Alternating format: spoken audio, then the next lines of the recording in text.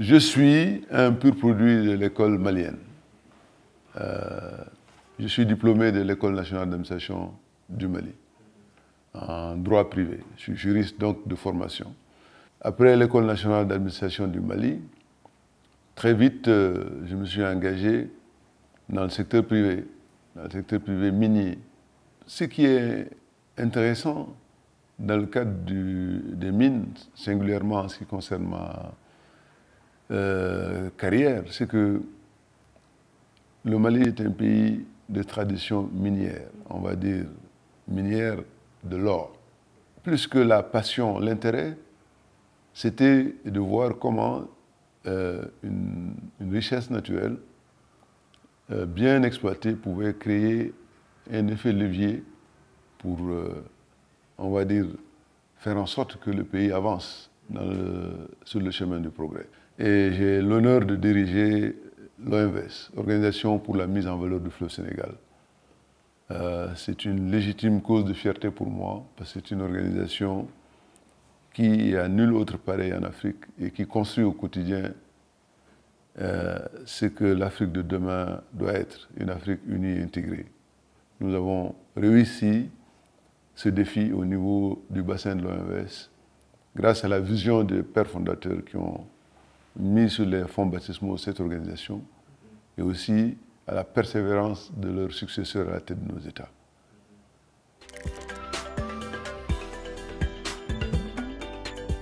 L'OMVS a pour vocation, le mandat principal, c'est de développer, mettre en valeur, comme son nom l'indique, les ressources du bassin du fleuve Sénégal.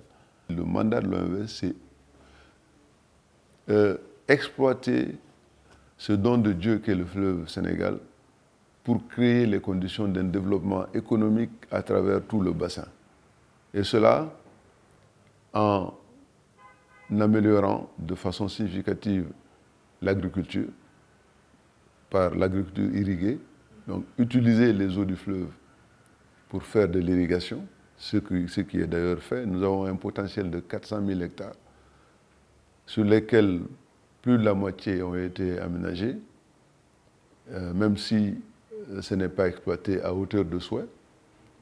Deuxième pilier, c'est développer l'hydroélectricité, c'est-à-dire utiliser le fleuve pour produire de l'électricité, ce que nous faisons déjà, pour donc améliorer l'offre électrique dans notre espace. Chacun sait le rôle moteur de l'électricité dans le développement économique. J'ai coutume de dire, l'électricité c'est comme le sang dans le corps humain. Sans électricité, il est illusoire de penser développer une activité économique importante. Et donc l'hydroélectricité est le deuxième pilier. Et le troisième pilier, pas des moindres, c'est le développement de la navigation sur le fleuve. Et l'objectif de l'OMVS, c'est de faire en sorte que le fleuve Sénégal puisse servir de vecteur de développement par le transport fluvial. Le transport fluvial est beaucoup plus économique du point de vue de la rentabilité à cause de son faible coût comparé aux autres modes de transport. Et l'autre volant également de l'activité de l'OMVS, c'est l'eau potable, c'est-à-dire mettre à la disposition des sociétés qui produisent de l'eau, permettre qu'en utilisant l'eau du fleuve, en traitant cette eau du fleuve, que les populations aient accès à de l'eau potable.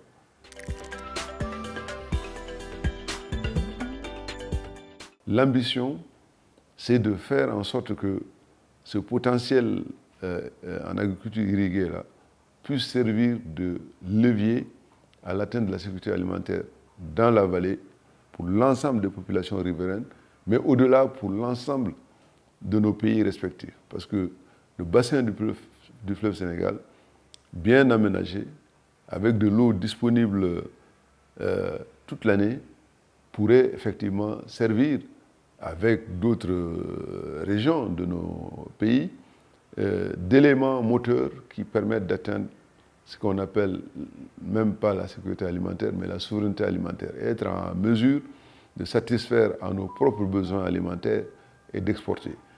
Mais aujourd'hui, Nous sommes une organisation de référence à cause, bien sûr, de la qualité des textes juridiques qui ont créé cette organisation, mais surtout de la volonté des États à mener une coopération comme elle ne se pratique nulle part ailleurs sur des eaux transfrontalières. C'est ce qui nous permet d'espérer que, avec le contexte mondial actuel, qui met l'accent aujourd'hui sur les problèmes de sécurité alimentaire plus que jamais, l'OMVS est vraiment en droite ligne avec les objectifs qui lui ont été assignés. Et comme je vous l'ai dit, nous avons nos textes, mais nous avons surtout la volonté de nos États et de nos partenaires, et adossés à des programmes qui permettent aujourd'hui de valoriser ce potentiel.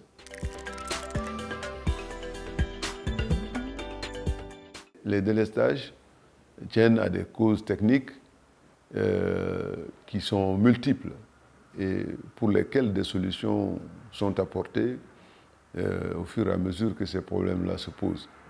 Et l'OMVS, bien sûr, travaille d'arrache-pied à améliorer la qualité de sa fourniture en électricité à nos différents pays à travers leurs sociétés d'électricité, faire en sorte qu'avec les investissements que nous avons, on améliore significativement le réseau de transport, parce que la plupart des délestages, lorsqu'ils ont lieu, ont beaucoup plus trait à pas à la capacité de production, mais souvent à la qualité du transport.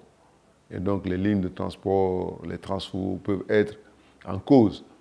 Mais comme cela est constaté, nous sommes très réactifs à travers la CEMAF, la Société d'électricité de Manantali de Felou, qui opère le réseau.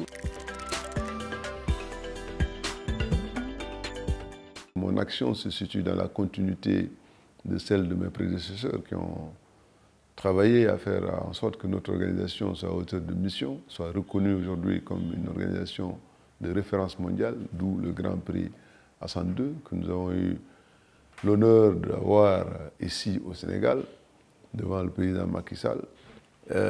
Développer l'agriculture irriguée, développer la production hydroélectrique, développer la navigation sur le fleuve, faire en sorte qu'une eau de qualité soit distribuée pour nos populations, pour l'eau potable.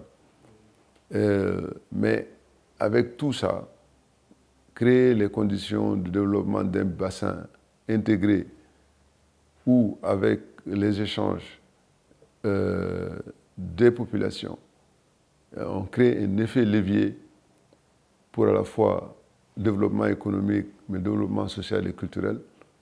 Cette ambition-là, elle se matérialise au quotidien par des actions, et ce sont ces actions-là qui ont été reconnues par le Conseil mondial de l'eau et surtout, on va dire, le Royaume du Maroc qui a, comme vous le savez, depuis des années, mis en place un jury pour le prix Hassan II qui récompense les meilleures initiatives, les meilleures actions, les meilleures,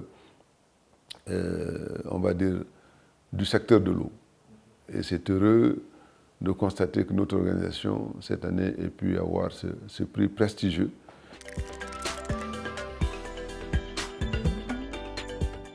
Vous avez les défis environnementaux qui sont de plus en plus lourds à cause des changements climatiques et de leurs impacts, raréfaction de la ressource en eau, le défi de la prise de conscience collective sur notre responsabilité dans la préservation de ces cours d'eau est immense, à côté bien sûr des défis environnementaux. Il y a une conscience aiguë à avoir sur ces enjeux environnementaux qui, à terme, posent, on va dire, la question même de la survie du cours d'eau.